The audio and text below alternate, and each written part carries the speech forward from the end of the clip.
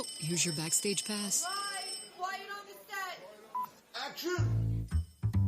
Welcome to Sedona's Backstage Pass with Shondra, presented by Chef Lisa Dahl. This is your inside look into culture, curators, and creative artists. And now, your host, Shondra. Welcome, my VIPs. You've got your Backstage Pass, and you are in. I've such a fun show today. You're going to just love it. So stick around. I want to mention, of course, that I believe we are like in the mid-30s here on shows. Yes, it's very exciting to me. My goodness. We started in early May. I think it was May 3rd or something. And here we are. It's Christmas. We're going into the new year. And this is exciting. Now, if you have not been tuning in, and you're tuning in today because it's Saturday at 10 a.m., which every Saturday at 10 a.m. we are here at mellowmountainradio.com. You can stream it live, or you can go to KAZM 106.5 FM and 780 AM to catch the shows. Okay, now, if you've not been doing this and you're here with me now and you want to hear all these shows or a specific one, go to Spotify, Pandora Radio, Apple Podcasts, YouTube Radio, and you can always go to mellowmountainradio.com and find them there as well. So make sure you do that. And I'm going to tell you about the events coming up this week. There's not a lot. I know that if you're planning for Christmas with your friends and maybe your relatives are coming into town, or maybe you're just coming into Sedona, there are some things to do. If you really love lights, Christmas lights, make sure you go to Tlaquepaque Arts and Crafts Village, which is on 179, right near the big roundabout where Highway 89A and 179 hit, right in West Sedona there. They're connected. Go right to Tlaquepaque Arts and Crafts Village. Tons of wonderful lights, even on the north side of Tlaquepaque. And, of course, great galleries and shops and all kinds of fun things to take in. Also, if you're in Cottonwood, on Main Street there's tons of Christmas lights. And, of course, uptown Sedona as well. So if lights are your thing, go do that. It's a lot of fun. And also, Sedona Film Festival. They've got some cool things going on. On the 27th, there's a holiday magic show with Paul Vigil. And all you need to go to find out the information is sedonafilmfestival.com. And there you're going to see lots of movies that are coming up. And by the way, they are selling their passes and their packages for the Sedona International Film Festival. Got to get it right. Sedona International Film Festival. Do you know what I learned? I learned this week that the Sedona International Film Festival is in the top 25 film festivals around the world, and it's in the top 50 that have been suggested to filmmakers that it's worth your time to apply. So this is really great news. They have a 9-day festival, starts on the 21st of February, runs through March 1st, and a big announcement. Yes, High School Detention, the musical, a.k.a. Weird Detention, the movie that Dev Ross and I just produced in July, is in the festival. I may have announced this last week. I don't think I did, but I could have, but I don't think I did. Yes, here's the date. It's going to be on February 28th. That's the last Saturday of the festival, okay? Last Saturday, the 28th, 4 p.m., at the Sedona Performing Arts Center. It's going to be on the big screen. There's going to be interviews, maybe even a performance from a diva. We shall see. You can book those tickets now if you're a member, and I believe you can actually just go check it out anyway, SedonaFilmFestival.com. By the way, I didn't mention this. Sedona Ballet is the sponsor of my calendar events every Saturday, and I just want to thank Winnie Munch. She is the executive director and founder of Sedona Ballet. Please go check them out, sedonaballet.org. They are a wonderful board of directors. They do some wonderful programming, especially in the spring. So check them out. Now, getting back to holiday stuff, there's also a Railroaders Holiday Train Show that's been at the, let me get it right, Community Library Sedona. You know where that is, in West Sedona. For those of you who are coming into town, it's our public library called Community Library Sedona in West Sedona. Check it out. It's lots of fun. They have these very cool trains, and it's a holiday show, so it's going to be decorated. It's going to be really cool. That's running through the 27th. And I think that's it for right now. That's quite a bit, actually. All righty then. Let's move on. I have with me someone who I adore. I just love this woman. Debbie Johnson is the owner of Cleaner Quicker Car Wash. And I'll tell you what, one of the most special, most interesting, and just, you're an incredible person, Debbie. Thank you for being here with me and being with us today. I can't say enough great things about you. You have the biggest heart. You are a major philanthropist. And I know, just from talking to you, that this is a little touchy for you because you don't want to talk about a lot of the things that you do because you don't want anybody out there to think that that's why you're on the show, to maybe brag or something like that. That is not who you are. I'm the one who brought this subject up because I have seen you at different events that I've either emceed or I have been as a guest, and it's all philanthropy with you. So I do have some questions for you. But before we do that, I have a few more questions. We've been talking for months now about your family roots and about where you got your foundation for these kinds of things that you do in your life, the way that you are, your integrity, the personal things that you grew up with that have made a very big influence on how you move in the world today. So were your parents philanthropic? Did they do anything for... I know that Southern women are like moms. We talked about that. But were you around that in your life? Well, they never really had the financial ability to be philanthropic. But anyone who ever needed shelter, needed food, needed clothing, could always show up on our doorstep. That's just the way life was back then. You know, if somebody needed someone to take care of their kids or to help them get shoes or, you know, a place to stay for the evening because their electricity was out, the door was open. Right. The stove was hot. That's right. You know, in the South, we have tornadoes. Did you have a shelter? No, we just ran. You ran like you've never run before in your life. Did you have tornadoes where you were? Because, hey, yes. I think so. Yes. Panhandle, oh my gosh, tornadoes were a thing you lived with for the spring through the summer. It was not fun. I thought I was going to be Dorothy. Really. Could have happened. Could have happened. They're scary. We had hurricanes. Did you ever? Hurricanes. That's right. You had the hurricanes because you were down more south and by the coast. We were up in the Panhandle, so there's a big difference. So you wouldn't have a shelter for tornadoes, really? No, but you know there was a tornado. I guess I was maybe 23, and I was back in Texas, and there's a Trinity River between Baytown and Houston, and this big long bridge that you have to cross over. Okay. So I'm on that bridge, and it's a divided bridge, so you can see, the traffic going both ways. And a tornado is coming down the whole path, the whole highway. And I'm looking at these big trucks on the other side, these big semis, and they're swaying back and forth. And I'm thinking, oh my gosh, when they go, I'm gone. So this is going to be bad. Well, unbeknownst to me, and I was driving into Houston. Unbeknownst to me, my sister was driving out of Houston to Baytown, and she was under the bridge. She took shelter under the bridge. And we were both there at the same time, and neither one of us knew it. Oh, my gosh, that's crazy. Yeah. What are the chances of that? I don't know what is more safe, on the bridge or underneath the bridge. I don't know. Because I don't think either. I don't think this is it's kind of like, I don't know. It's a different kind of choice. But we all survived. So yeah, that's right. I just remember being in these shelters.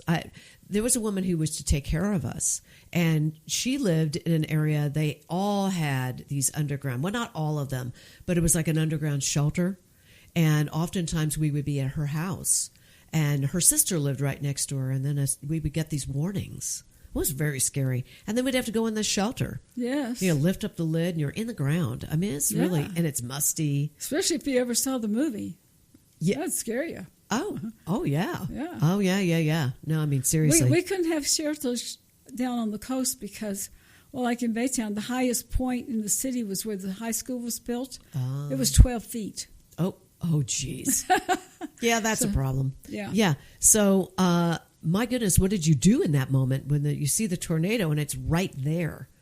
I mean, it had to have been really close to you. Everybody gets in the bathtub. No, I'm talking about when you were on the highway. How did you handle that? I just sat there and prayed. So you sat? In my car. On the side of the road? No, on the highway. It's a bridge. There's no side of the road. Right, but I mean, like, you're just stand still? Yeah. Everybody was just standing still? Oh, yeah. Holy Toledo. For those of you who don't know about tornadoes, let me just say something. They're frightening, and when they come in, they just do destruction. I mean, to the point where you would see crazy things in trees if the tree was still standing. Like, you might see the bathtub in the tree. You might see grandma's, I don't know, knitting needle sitting somewhere, hanging somewhere. It's just really scary things. A chair hanging there. It's spooky. And it's loud. And you could have been just completely wiped out. So you just sat and prayed. Yeah. Faith. You have to. And when it was over, I mean, did you feel anything when it went past you? Oh, sure. Oh, God. Your whole car was moving and... Oh, everything was moving. And you kept... But nobody was lifted up. I mean, it didn't take anybody. Unbelievable. Not on the bridge that day. Were you thinking it could have happened? I mean, you were probably thinking, this is it. Or did you just I had to get to work. I just started the car back up and went to work. No, I'm so nonchalant. I just started my car and got back. So the car is off, but you're sitting there while it's going past you. Yes. And what are you thinking? You're thinking this could be it, huh? No, I don't recall thinking this could be it. I just recall thinking. Did you stay calm? Yeah, I stayed calm. I talked to God and said, I'd really rather not die today. I have 3 kids, it'd be sad. Yeah, like really sad. Yeah. So you were letting go. Yeah. That's what we call surrendering. It's hard to do in a case like that. So, okay. We digressed quite a bit. We were talking about the weather, which actually I wanted to talk to you about because you would know this because you lived in Texas and it's crazy there weather-wise. So let's get back to the philanthropy. I know you're uncomfortable with this, and I'm pushing it. I really am, you guys. When I'm telling you this, because before we started this interview, I always talk to everybody before we talk, right, on the air. And Debbie was like, I don't want people thinking that I'm talking about this because I want to brag about what I do. And I was like, no, I want to talk about it. There are organizations that you are very, you're very dedicated to giving back. And I'm going to name a couple, and then you could just tell me why, because a lot of people may not know these organizations. So first of all, Cleaner, Quicker Car Wash is a collection center for those of you who don't know, and I just learned this today. They are a collection center for the food bank, the Sedona Food Bank. And believe it or not, for those of you just listening who don't live here, there are a lot of people that are not eating regularly in the Sedona and Verde Valley area. People don't think that, do they? No, they don't, but it's true. Although I must tell you that the people of Sedona are very, very generous and very giving. They are. If they do come to the car wash, it's not unusual for them to bring something for the food bank. Right, and especially during the holidays. Oh, it's amazing. Yes, yeah, that's great. So you'll do things like, may I just mention, because I have to. I'm sorry, she's looking at me like she's going to throw darts at me right now. Okay, but we don't have darts here, so that's good. Okay, all right. What Debbie does is she goes to Costco and she will load up, and I mean, we're talking dropping hundreds of dollars. Just, I mean, wouldn't be unimaginable that she would drop over $1,000 and just pick up all kinds of canned food, boxed things that people can make easily, and bring it to the Sedona Food Bank. So this is an inspiration for me because we always usually give turkeys. We'll give a turkey, at least one, to St. Vincent de Paul because they do a whole drive. Yes. And this is amazing what you do. Can you tell us a little bit about the Sedona Food Bank and why you feel so passionate about that? I've known a lot of people who were hungry. Okay. And we have a lot of homeless people here. And we have a lot of single mothers. Mm-hmm. And they have children. And they need good food. Right. They need food that has nutrients in it. Right. And I would encourage anyone who can afford to do it to donate even if it's a can of corn. Yeah, something. Something, a box of Cheerios. Yeah. Something that they can, have for their families because it's helpful. You can get canned chicken, so they have tuna, meat. Things or like tuna, that. lots of tuna, canned chicken. There's all kinds of wonderful things that you can prepare a meal for your family. Have you, when you were growing up, did you ever have a moment or two that you weren't eating, quite frankly? Yes. Okay. I know that too, by the way, and it is not fun. I've been very fortunate that there was always something to eat. Not in college, though, I will say. I was living on dimes, literally, and I think I mentioned this in another show. People wanted to feed me. I don't know. I was very blessed that way. Maybe I just look like I need to eat. I don't know. But food bank is very important, Sedona Food Bank. So that's really important. We all need to eat. It's a basic need, and it should be supplied, Now, another one that you're very fond of is Verde Valley Caregivers. I love them. They're an incredible group of people, that organization. Tell us about them. They're just amazing. They're mostly volunteers who do things. They help the elderly or the disabled or the people who need a helping hand getting to the doctor's appointments, just anything. They're there. They help people who need a hand being able to learn to support themselves and have self-esteem. And it's an amazing group of people that take care of other people. Right, and mainly elderly and those who need help to stay in their homes when they're by themselves. And also, as you said, getting to doctor's appointments maybe some of them are not driving now. That's super important. And you do a lot with them. You give back a lot to them. I saw you last year at the gala. I used to MC for them. And so I've learned a little bit about what they do, and they're a fabulous group of people. Verde Valley Caregivers, big shout out to them. They're here in Sedona. Their offices are at Uptown Sedona. If you want to volunteer, call them. They'd love to have you. Now, there's also a one that I'm unfamiliar with called the Young Life Program. Tell us about that. It's an amazing opportunity to help young people. Even if you don't have any time to do it yourself, you can donate to them, and they help high school students and even junior high school students. They really help them bond and grow into good, solid, ethical people who understand ambition and understand how to take that ambition and treat it in an ethical manner, in a Christianly manner, and hold on to the good things in life. It's a wonderful organization. That's fabulous. Is it religious? Do you have to be Christian to? No, I don't think so. Okay. Of course, I'm not a young person in it, but I don't think so. I think that their cause is to just help these young people get through these difficult times, because life is so much harder on young people now than it was when we were young people. No, I know. I mean, it's so they're true. bombarded with incredible obstacles to happiness.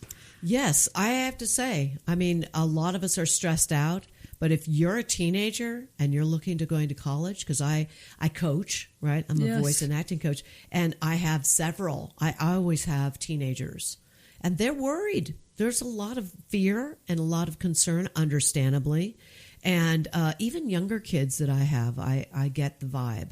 Or my teenagers tell me about their siblings that are not feeling good. And they're young, 10, 11. Shouldn't be thinking about stuff like that. Right, they shouldn't, but they are. Yeah, they are. And there's so many organizations here and so many people. There are so many people in this area who just dedicate themselves to helping victims of trafficking, of abuse, of, there's shelters. There's so many shelters set up, and the Elks Club and the Rotary Club and the Humane Society. There's just the opportunities for helping and giving, even if it seems so minor to you that it doesn't seem like very much. And it's a lot to them. It's a lot, yes. It really is. Like, I'm not a big philanthropist. Oh, please. But I do what I can do to help. Well, and by the way, there are everybody does. Yeah, there are other ways to be a philanthropist, okay? I know my husband Tom and I have done a lot with the city. When I say that, I'm saying to you this so that you too can think of philanthropy this way. It's your time. It's your talents. It's showing up. It's volunteering. You don't have to financially be a philanthropist, right? Of course not. No. There's so many ways you it's can your help. service. Yeah. And maybe you have no time to do the service work. Then do whatever else you can do, for goodness sakes. That's right. Could be even just giving your clothes that you are going to just give away anyway. You might as well give them to, like, who would we give clothing to? The thrift store. Sure. Or Paws. Mm-hmm. Paws supports the Humane Society. Yeah, Humane The thrift Society. store helps, people who are living in shelters. Which Women one with is children, abuse victims. Which one that does that will give clothing? There's one on 89A. It's before Airport Road. It's on the right. Oh, yes. Yes, that Twice as nice? Yes. Yes. Yes, and they support, abusive situations. Yes. They support people who have been victims of horrific problems. Yes. And they're so good. I mean, it's all you have to do is open your eyes and look, and you will see. And especially with Christmas is right here. I know. And look at every single grocery store. You can't go into a grocery store without somebody needing help. You even today you can find people from the Covenant House ready to take your money and use it for a good cause. Yes, or like we talked about food, clothing. It's all good. It's all a wonderful opportunity for people to join in. Right. And also I want to mention the Humane Society of Sedona, because where you can help them also is food. You can find out very quickly what kind of food that they need, because this is a time where animals, a lot of people are adopting, but they end up giving them back, or they just let them go, which is really sad for an animal. And then there's a lot of animals that just end up there for quite a while. And they need help over there, guys. So even if you bought an extra dog bed and gave it away, or, I don't know, just blankets, things like that. She lists out all these things. She puts out a newsletter. Yes. That's a wonderful newsletter. Mm-hmm. And the Red Rock News. They're free. They're all over the place. Pick them up and read them. There's always some story, some highlight of a giving opportunity or someone who has participated in it, and you will learn so much from it. It's a wonderful community asset to have a physical newspaper like that. Right, and to be able to find out where you can serve, what you can do. There's also organizations that have been hit quite a bit this year, like Community Sedona Library, or I should say Community Library Sedona. They are an amazing organization and offer up a community space and all of the reading programs, all the different programs they bring in. Phenomenal. And a lot of them are just free to you and the community, those of you who live here. So they're another group you could also be a philanthropist for in a way of donations.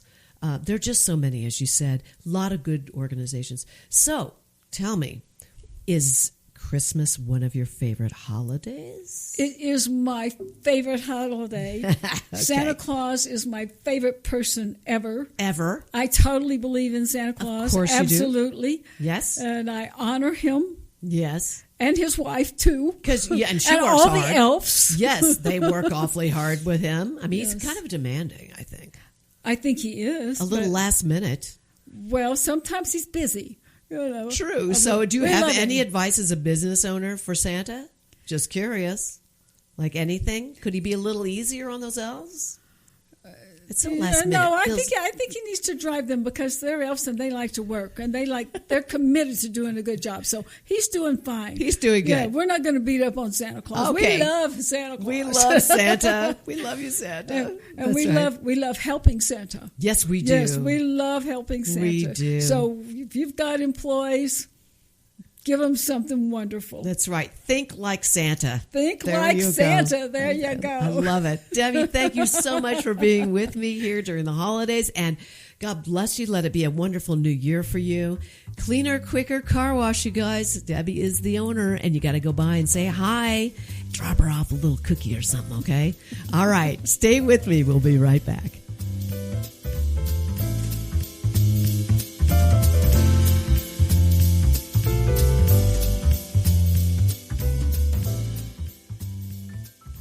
You can taste it in every bite. For over 30 years, Chef Lisa Dahl has redefined what it means to dine in Sedona, serving soulful, handcrafted cuisine inspired by love, artistry, and community. From the wood-fired kitchens of Mariposa to the couture flair of Butterfly Burger, every experience is elevated, every ingredient intentional. To learn more about Lisa Dahl and the Dahl restaurants, please visit cheflisadahl.com. Need a clean car fast? Come to Cleaner, Quicker Car Wash. We'll have you sparkling and back on the road in minutes. Whether you're after a quick shine or a deep clean, you'll get top quality service, eco-friendly soaps, and smiles all around. Drive up, shine up, and feel good, all without slowing down your day, and look like a star in your car. Located in West Sedona on Highway 89A. For more information, visit cleanerquickercarwash.com. Here's more of Sedona's Backstage Pass with Shondra, presented by the Dahl Group. Oh, I am so excited. I have somebody in the studio with me that I have been waiting for months to get in. Why? Because she travels everywhere. And I'm going to introduce you to her. If you don't know her, you are going to know her after this. She is the artistic director and founder of Piano on the Rocks International Festival. Welcome, Sandrine. I'm going to get this right. Sandrine Erdely-Sayo. Did I get it right? Almost, Shondra. Almost. Okay, she's French, and I'm like... Sandrine Erdely-Sayo. Okay. But I mean, it's, you know... Okay. It's not important. This is one thing I have to just tell everybody. If you don't know this about me, I am like my mom. Not quite as bad as my mom. My mom was like... she would say things like, well, she would mix up the languages and, you know, it was crazy. And I'm not great with foreign languages. I should be. I always wanted to learn French. You're French. Right, I am French. Yes, so I say bonjour. But I am American too. Yes, you are. And You're proud American. to be. Yeah, proud to be Proud American. to be French and American. Good. It's a good combination. I'm a person of the world. Yes, you are. You are that. You, the whole community. Well, I just love what you do, and you're a phenomenal pianist. Besides being the artistic director and the founder of this wonderful festival, that happened in 2016. 2016, yes. Actually, Elizabeth Peña and myself founded the festival, and we fall in love with the Red Rocks and with Sedona. And we noticed that Sedona didn't have a piano festival. And we say, let's build it. Well, you did it, and they have come. Yes, you built it, and they've come. So now I have to announce this. You just became a Steinway artist, which is just premier. I mean, it's beautiful. Were you stunned? How does that happen? How do you become like a Steinway artist? Well, it's Steinway who contact you, and, you know. They contact you and say, and you, Sandrine. Well, you need to provide a lot of information. Yes, of course. You need to have recorded several CD on a Steinway. You need to have an international recognition. And blah, blah, blah, and blah, blah, blah. So I was thrilled when they told me, when New York called me and told me, you know, they accept me as a Steinway artist. It was really, really wonderful. It's extraordinary. Congratulations. Especially that the first one was Rachmaninoff. Oh, love it. Oh, I love Rachmaninoff. So I'm totally humbled to be on the step of Rachmaninoff, Vladimir Horowitz, Rubinstein, and all those extraordinary artists. Really, and you're one of them. I'm one of them. That's so wonderful. I love that. So congratulations. Thank you, Shondra. And you know, I have to admit, I AI'd you today. Have you ever AI'd yourself? Have you ever done that? No. You should do it. Really? I have the papers here to prove that all of these things that I learned about you today, like for instance, you made your debut at Carnegie Hall in 2014. Is this correct? It's correct. See? I think it's a correct date. Okay. Right? Right. You were the youngest recipient of the French Minister of Culture Prize at the age of 13. Right. What? I mean, I was very young. My mom had to take me out of my bed because I didn't want to receive my award. I said, Mom, I prefer to go to sleep. She said, no. It's an award with the Minister of Culture. You get up and... Oh, my gosh. Okay, this isn't like every day you tell a 13-year-old, no, here you have to get out of bed, not to go to school, right? Not to eat breakfast. No, but to be a recipient of the French Minister of Culture It's a big Prize. award. Hello. It's a big award. I didn't realize at this age. I realized after. So at 13, did you enjoy playing piano? I mean, did you enjoy? Oh, yes. You did? Yes. I started at the age of 4. Did it come natural? Like, were you one of those kids that sat down and just played? Yes, because my mom was playing piano. We had a piano in the house, and at the age of 4, I wanted to play. So, but I was extremely lucky that we had in the city in the south of France where I was born, the goddaughter of Pablo Casals, the cellist. And so she was my first piano teacher. Wow. And it is what I wanted to do. Music was always my life. So you knew that? I knew that. So where did this come from? Do you have this in your family? No, I don't have professional musician in my family, but people who love music. My mother plays piano.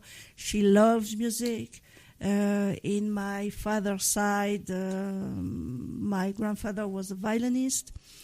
See, it was in your family. It was in your family. It's in the gene, yeah. Maybe. Yes. So did you hear music as a child growing up? Like yes, even always. Before 4? Always. You remember? Yes, I remember. Do you remember the first time you sat down at the piano? Like, how old were you? Oh, I was before 4. Before 4? I was trying to reproduce the music that I was hearing. And what was that like? Were you actually able to sit down and get some semblance of what you were hearing? Yes, I don't know. I don't remember exactly what I did, but I remember my first piano lesson, and because I was in this musical environment, I was going to reception of wonderful pianists like Pollini, like oh my goodness, Istomin. Yehudi Menuhin. So you're going to these concerts, right? And you're just eating it up. You're just going, I want to do that. We were invited to the reception because of my piano teacher, and I was going to them and telling them that me too, I was a pianist. Oh, I love that. I love it. When was the first time you had your first piano lesson? Do you remember it?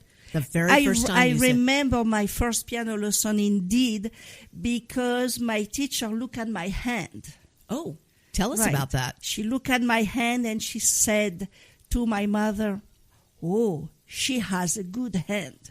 Oh, so did she mean how far you could spread your thumb and your pinky? That's right. Yes, because you really do have to stretch. Right. It's a big stretch. And I told her I wanted to be a concert pianist. Wow. Just amazing. So when is the first time you actually performed for an audience in a recital? Oh, in a recital was probably 6, because I entered the conservatory where I was in Perpignan. I was 4 or 5 years old. Oh, my gosh.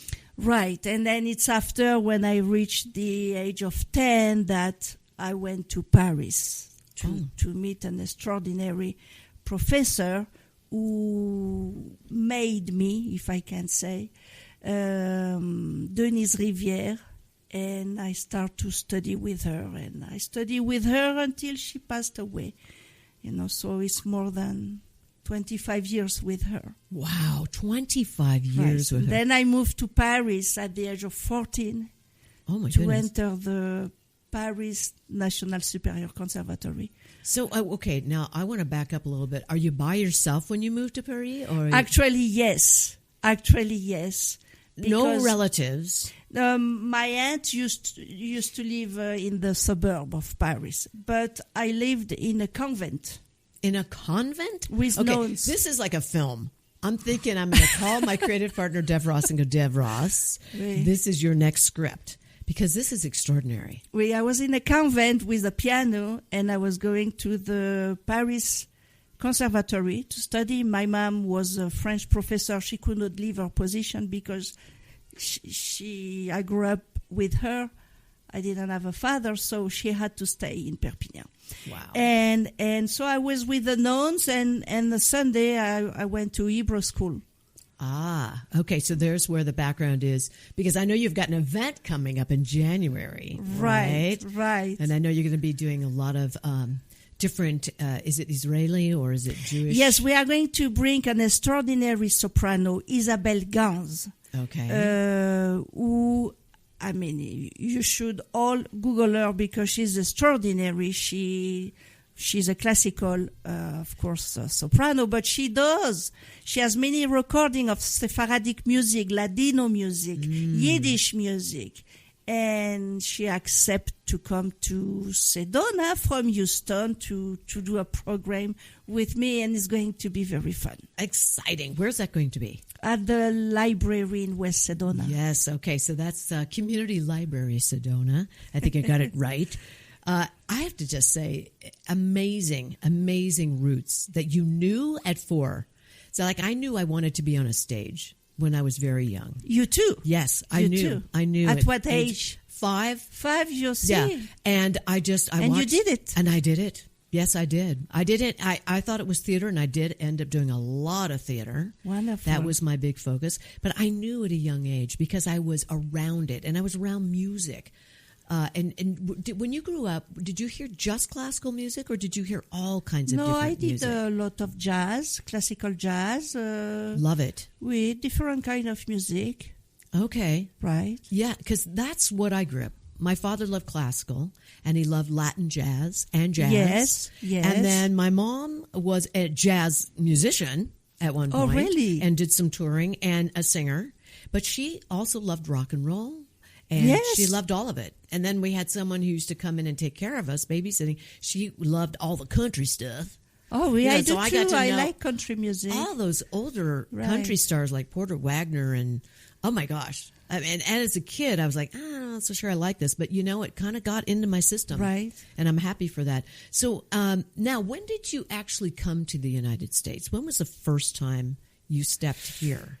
The first time I came to the United States, I was 17 years old. Okay. And this time I couldn't speak English at all. Wow. I was received by a world-famous doctor, Dr. Barry Cassile, who was an oncologist. And with her, I met one of the world-famous pianists, Susan Starr, who said to me, come and study with me. And I say, but, I don't have the money to do that. And she replied, we will pay for everything. Oh, my goodness. So I came to this country for free. Wow.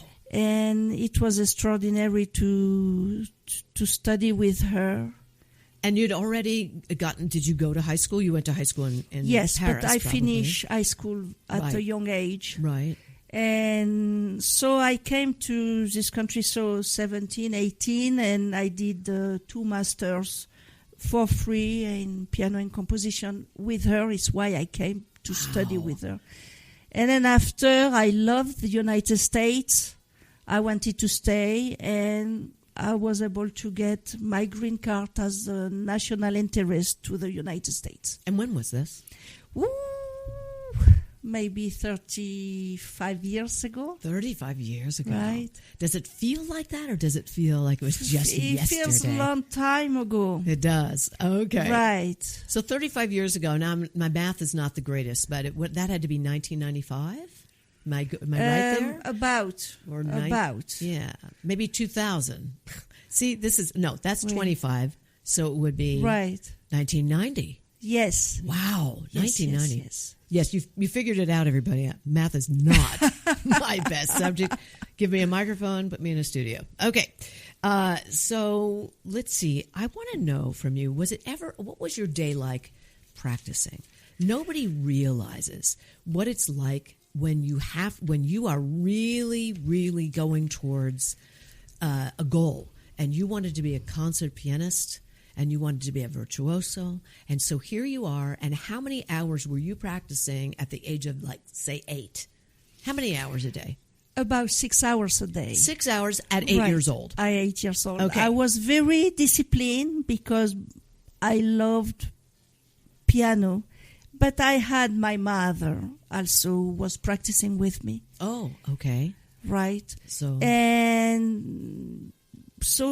practicing was never a problem. I start all my morning with Bach. I started practicing Bach every morning for about 25 years. Wow. So I learned a lot of Bach. Why Bach? My teacher used to say to me, Bach put you in a good mood. Oh, and that makes sense. True. That's good. Right. I have to remember this. Right. Okay, so I'm going to share with you a piano story. Okay, you ready for this? Yes. Because this is crazy. I don't think I've told many people this. So my mother put me into piano lessons. And I felt okay about doing that. We had a piano in the house. Right. And so I go to this gentleman who, my mother was also a talent agent, so she was booking this piano player. And so he taught. And if you learned like 21 songs or something by heart, you got to pick a little cement statue, plaster. Right. And so I had Bach. Right. I had Schumann. I had Mozart, I think, and there was one more. And I put them on top of the piano, and every time I'd practice, I'd feel like they were watching me, and I would always mess up. Really? And I was like, this is way too much pressure. You know what I'm saying? And so it didn't help me. I don't know why I did that. I don't know. Where do you put them? You put them on the piano. But it's amazing how the statue can affect you. Yes. So right? Let me ask you, did you ever have... when I practice... When I practice for a concert, I always invite people to, before the concert... To be there? Like a week before, like that, in front of them, I can make mistakes, to see where I am. Yes, I think it's great. It's important. And is sometimes important. I put my dog... Yes, and I've I done say, it. Estrellita, now I'm going to play the program for you. It does I help, get scared. I get scared to play for my dog. Yes, because I have to say, there's a little bit of a pressure there. When Tom and I would do our shows, my husband and I, we would put our 2 poodle kids there in the studio, and they're watching us. And I'm like, oh, my God, my poodles are taking notes. I don't know. I imagine pressure. that if you put a statue of Schumann, Beethoven, Bach... Yeah, that's right. It could... It could affect you. Make you nervous. Especially when you're little, No, the thing is I coach students for stage presence and voice and all of that. And I always, at one point when we're working on a song, and you'll appreciate this, I tell them, fill the room. Fill the room. Your mind doesn't know the difference, so fill the room with people watching you. So look at the couch, look at the frame picture, look at this, and believe that they are people. And it does help because the idea, of course you understand this, is that once you get there, you're not flipped out because you're used to your mind, your brain doesn't know any difference. So because I've already done this. Right. It's important to practice like that. Yes. You are right, Shondra. So, okay, now let me ask you this. First time you performed in a recital, were you nervous? No.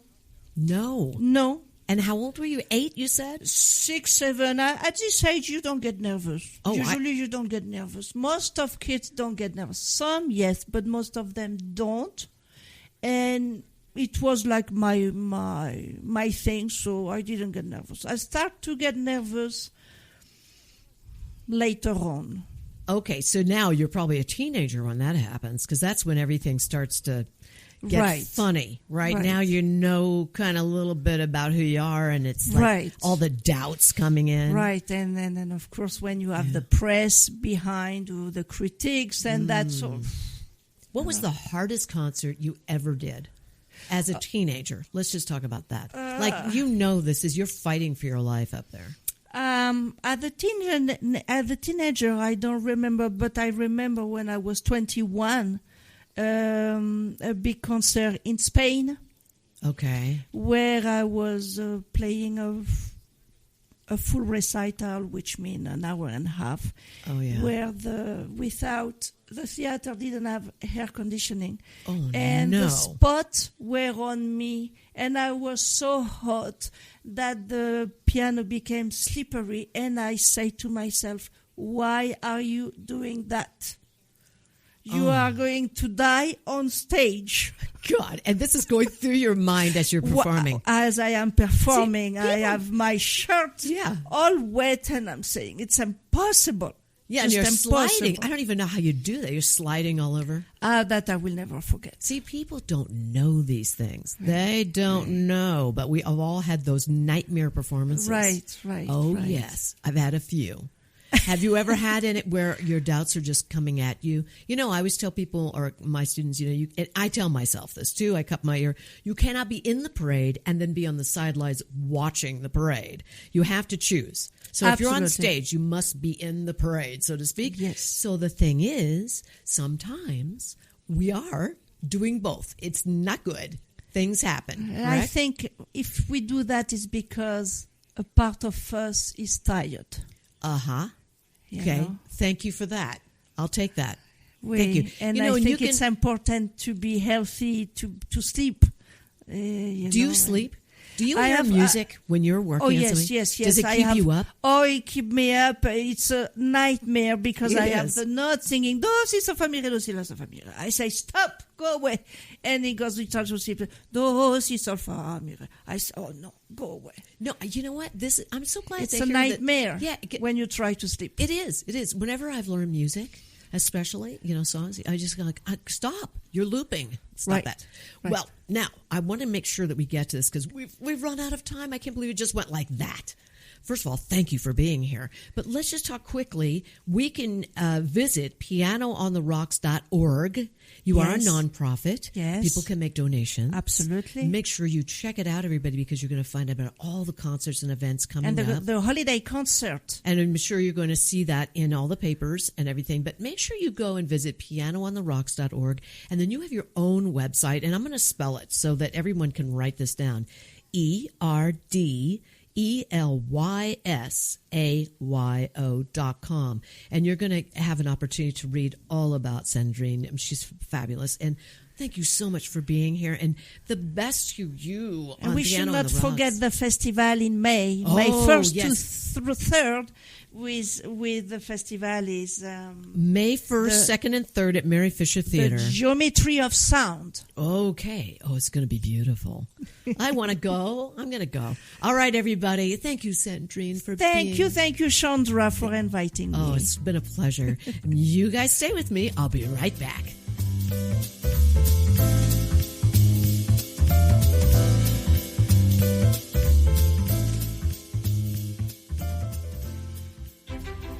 You've explored the trails, stood in awe of the red rocks. Now, discover how Sedona became Sedona. The Sedona Heritage Museum tells the story of Red Rock country, from ancient cultures to today's vibrant community. It's interactive, family-friendly, and open year-round, indoors and out. Sedona Heritage Museum, preserving and sharing the soul of Red Rock country. Plan your visit at sedonamuseum.org or call 928-282-7038. Take a deep breath, then let it go. At Sedona's New Day Spa, your escape begins the moment you arrive. Enjoy luxurious massages, rejuvenating facials, and native-inspired body treatments. Every moment is designed to restore balance and renew your spirit. Voted Sedona's Best Day Spa, this is more than self-care. It's your sanctuary. Book your experience today at SedonaNewDaySpa.com or call 928-282-7502. When your project demands precision, experience, and trust, turn to Sefton Engineering Consultants. From expert civil engineering to construction management, we deliver real-world solutions that stand the test of time. With over 30 years in the business, Luke Sefton's team is committed to getting your project done right, on time, and on budget. Sefton Engineering Consultants. Reliable, experienced, personal. Learn more at SeftonEngineeringConsultants.com. Here's more of Backstage Pass with Shondra, brought to you by Chef Lisa Dahl. I absolutely love the guests that I get to have on the show. You know, I'm learning so much about them, and I hope you are too, enjoying this. Oh, you know what that means? It means it's time for my shameless Shondra spot. Well, indeed it is shameless. I will tell you why. I'm going to plug myself yet again. That's what this spot is all about. Yes, I am starting up my music series that I did from 2014 through 2016 every week, but I'm not doing it every week this time. Okay, this is going to be bi-monthly.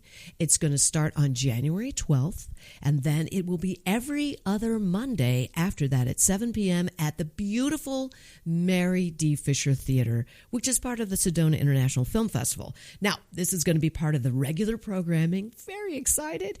The In the Living Room music series is very different, and here's what makes it different.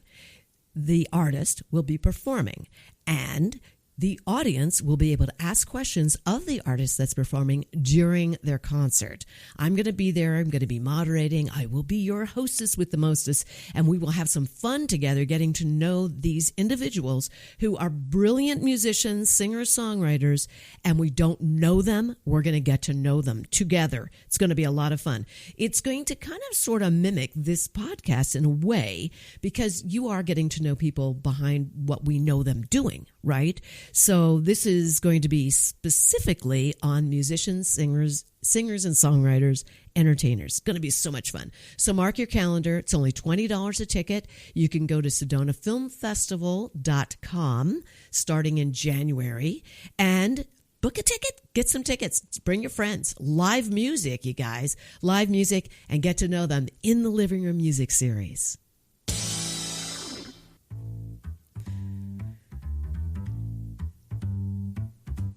Well, I want to thank my guests. Thank you so very, very, very much.